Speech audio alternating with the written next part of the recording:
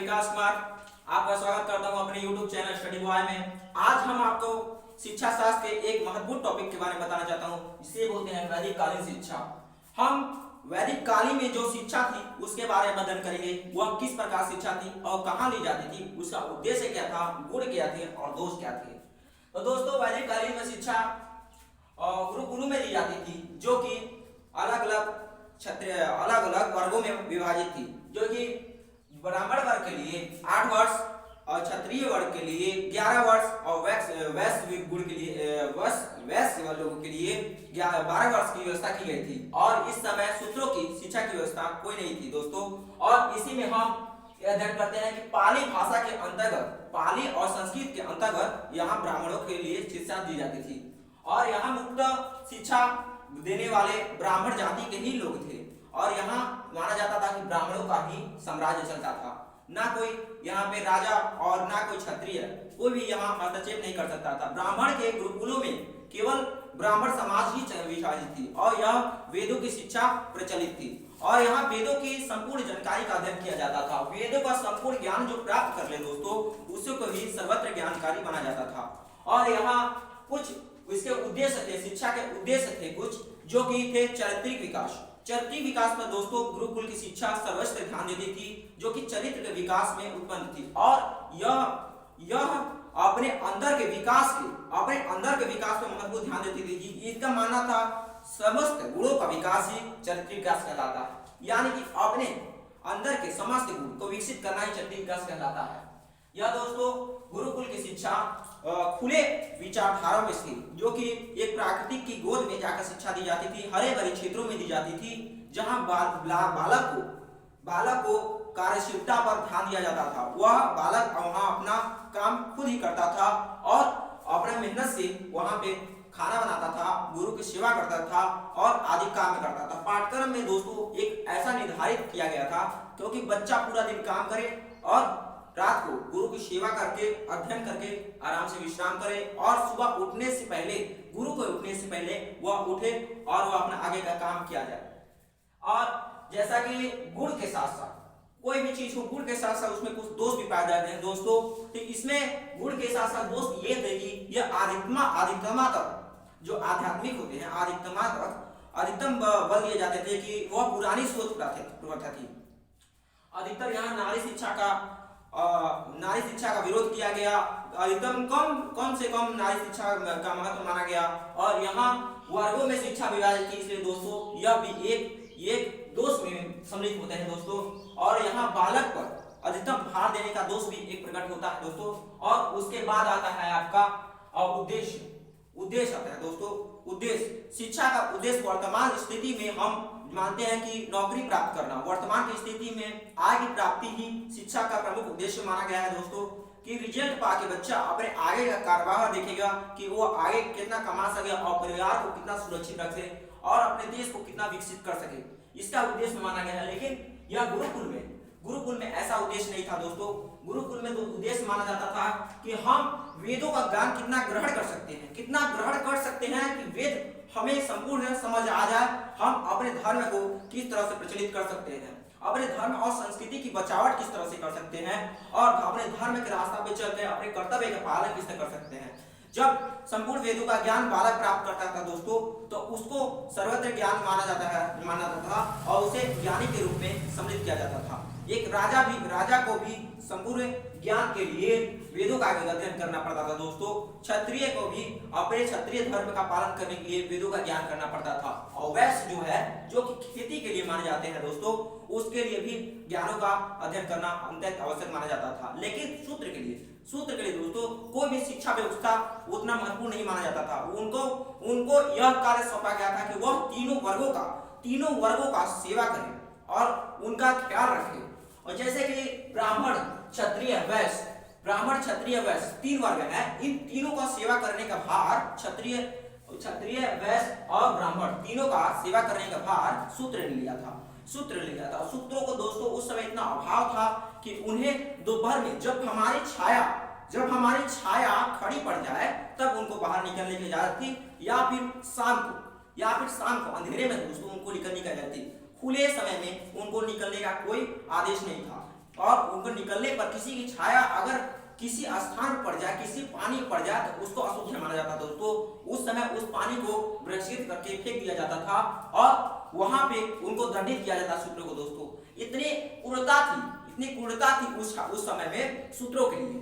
शूद्र को एक ऐसे नीच जाति में माना जाता था कि वह अपने आप को स्वतंत्र महसूस नहीं कर पाता था दोस्तों। लेकिन उसी समय में बहुत ही ज्ञान वाले अज्ञान वाले दोनों विद्वान थे। कुछ वर्गों ने माना कि शूद्र को थोड़ा सा पढ़ने का अधिकार होना चाहिए, तो उसे व्यापकी जीवन व्यापक के लिए थोड़ा सा अक्षरी ज्ञान दिया जाता था दोस्तों, ज्यादा नहीं, बस थोड़ा सा।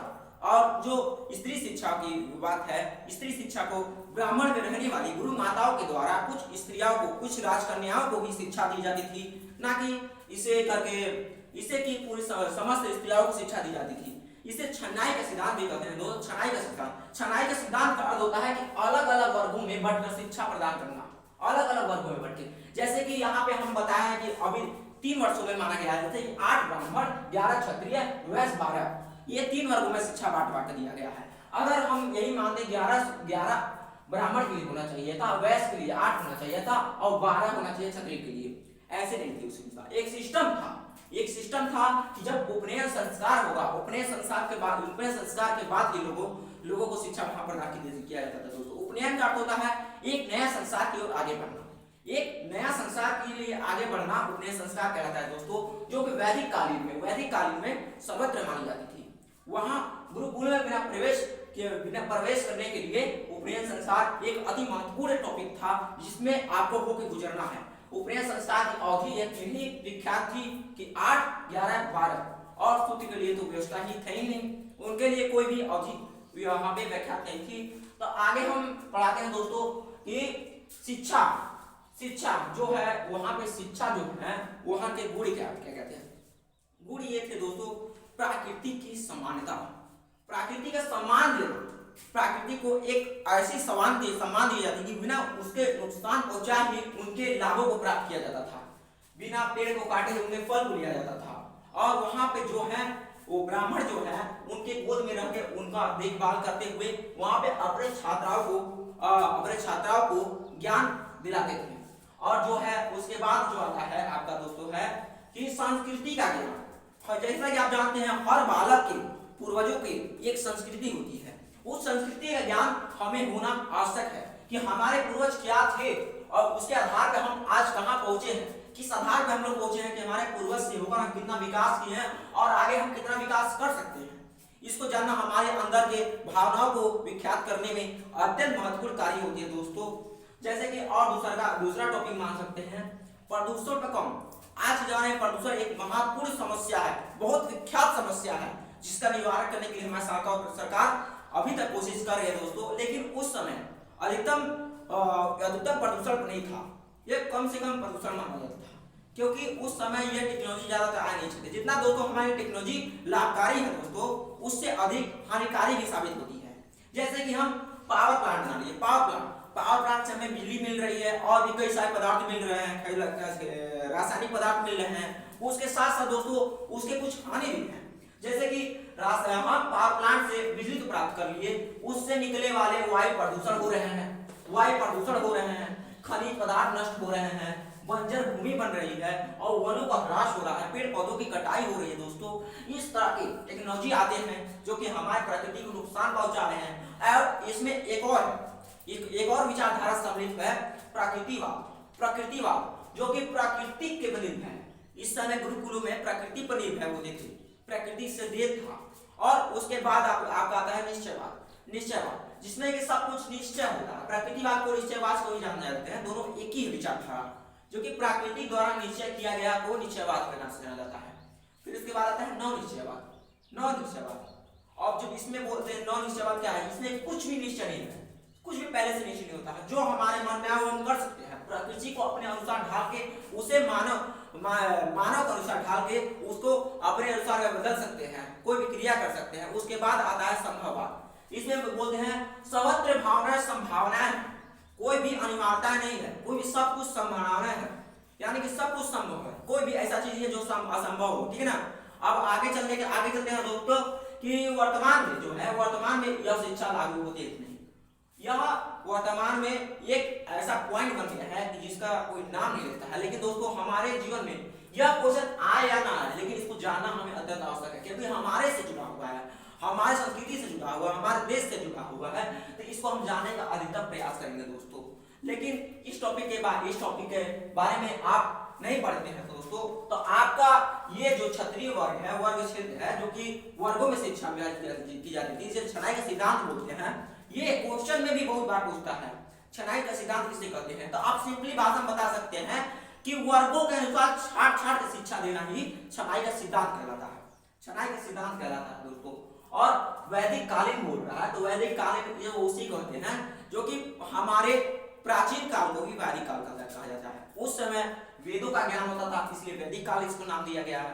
अब जब माध्यमिक काल बोल रहा है, यानी बीच वाला काल, माध्यमिक काल यानी बीच वाला काल, मुस्लिम का काल बोल रहा है दोस्तों, तो मुस्लिम का काल वह काल होता है जिसमें मुस्लिम सम्राट चलता हो, मुस्लिम सम्राट चलता हो, और वहां पे पर्दा विभाजित हो, जो कि स्त्रियों के लिए पर्दा किया जाता हो, और वहां पे जो है ये फारसी भाषा का अत्यंत ज्यादा ही महत्वता दी जाती हो। और आगे चल के हम बताने वाले हैं कि माध्यमिक शिक्षा अगले एपिसोड में आपको बताते हैं माध्यमिक शिक्षा किसे कहते हैं। अभी तो वैदिक कालीन शिक्षा पे ही आप जोड़ लीजिए। पहला टॉपिक आपका महत्वता से पूछेगा कि वैदिक कालीन शिक्षा कौन सी भाषा में दी जाती थी, तो इसका है पाली और संस्कृत के माध्यम से वैदिक कालीन शिक्षा दी जाती थी। और कहाँ दी जाती है, किस स्थान पर दी जाती है? गुरुकुलों में दी जाती है, जो कि प्रकृति की गोद पर निर्भर होते हैं, प्रकृति के गोद पर निर्भर होकर अपनी शिक्षा को देते हैं दोस्तों, वह गुरुकुल होते हैं। इसका मुख्य उद्देश्य पूछेगा चारित्रिक निर्माण, चरित्र का निर्माण, आध्यात्मिक निर्माण, जो अपने अध्यात्म जो अध्ययन है, जो आपका केंद्र है, उसका अध्ययन करता है। और आपका पूछेगा कि अपने धर्म का अध्ययन करने वाले किस कालीन शिक्षा को कहते हैं? तो दोस्तों वैदिक कालीन शिक्षा जो है अपने धर्म का ज्ञान अर्जित करती है।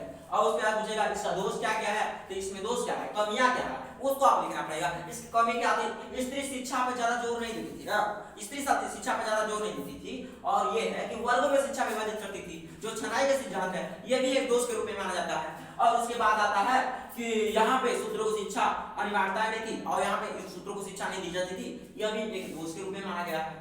फिर उसके बाद पूछेगा किन वर्गों में शिक्षा, किन वर्षों में शिक्षा दिया जाता था, ठीक है ना? तो इसके लिए विभाजित किया गया है 8, 11, 12, यानी 8 वर्ष ब्राह्मण के लिए, 11 वर्ष क्षत्रिय के लिए, 12 वर्ष वैश्य के लिए। इस साल का शिक्षा विभाजित था, और शूद्र के लिए कोई शिक्षा विभाजित नहीं था।